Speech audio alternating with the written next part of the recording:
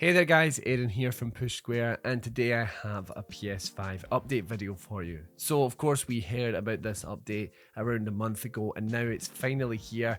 If you get yourself home, you'll be able to update and bring all of these new features to your PS5.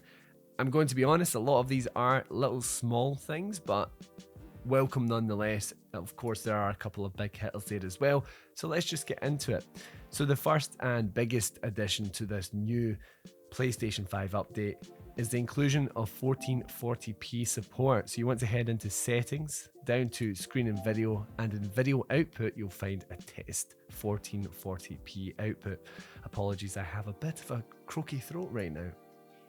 So this is going to be a great addition for those using PC monitors, and of course 1440 is a nice little uptick from 1080p, which for a lot of us is becoming really the lowest end of what we want from gaming resolutions.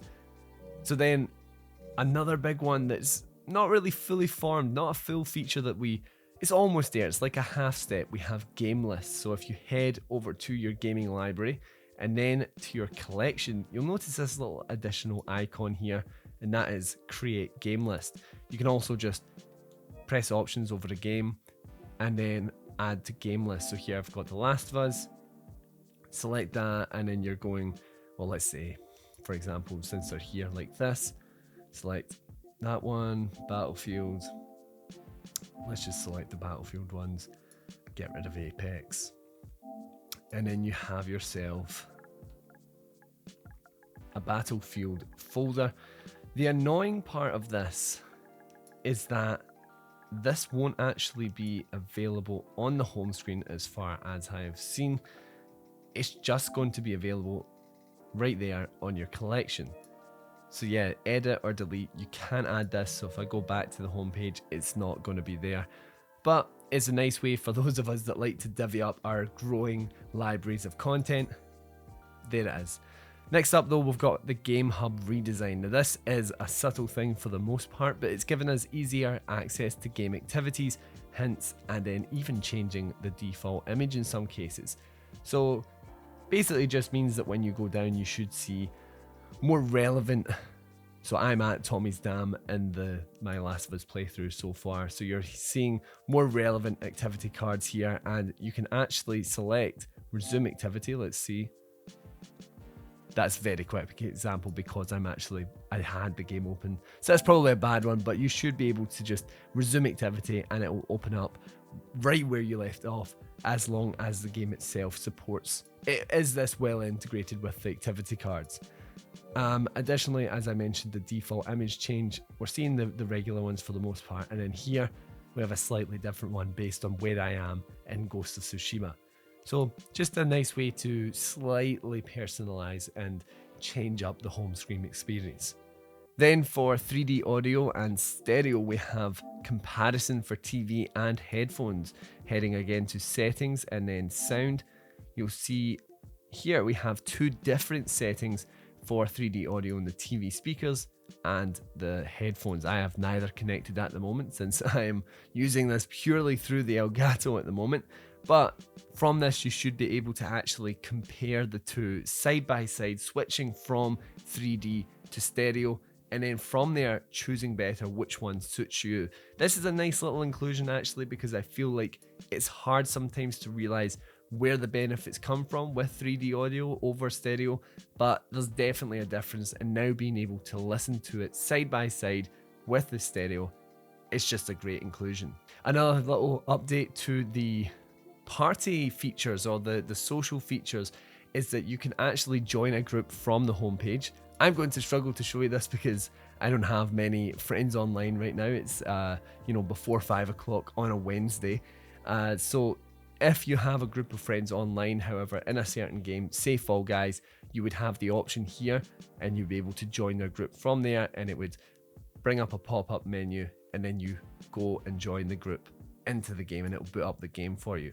However, this also includes now if you join a party and people within the party are playing a game that is a multiplayer game that they have space and you can join, you'll now have a notification pop up asking you if you want to join the members of your party.